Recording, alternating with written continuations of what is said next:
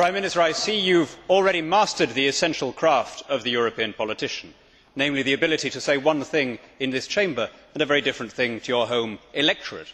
You have spoken here about free trade and amen to that. Who would have guessed, listening to you just now, that you were the author of the phrase British jobs for British workers, and that you have subsidised, where you have not nationalised outright, swathes of our economy, including the car industry and many of the banks?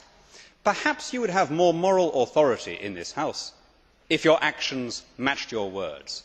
Perhaps you would have more legitimacy in the councils of the world if the United Kingdom were not going into this recession in the worst condition of any G20 country.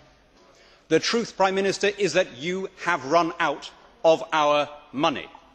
The country as a whole is now in negative equity.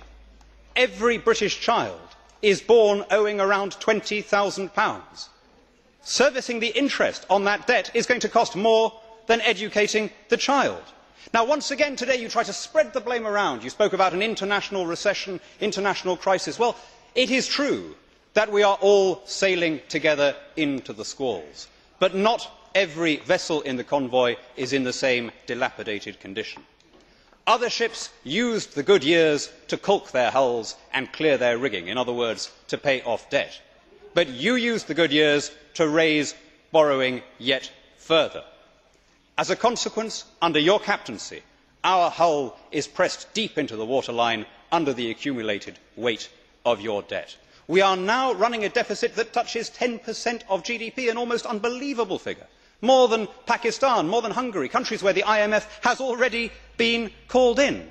Now, it is not that you are not apologising. Like everyone else, I have long accepted that you are pathologically incapable of accepting responsibility for these things. It is that you are carrying on, wilfully worsening our situation, wantonly spending what little we have left. Last year, in the last 12 months, 100,000 private sector jobs have been lost, and yet you created 30,000 public sector jobs.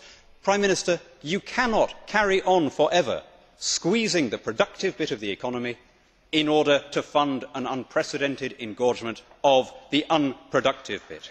You cannot spend your way out of recession or borrow your way out of debt.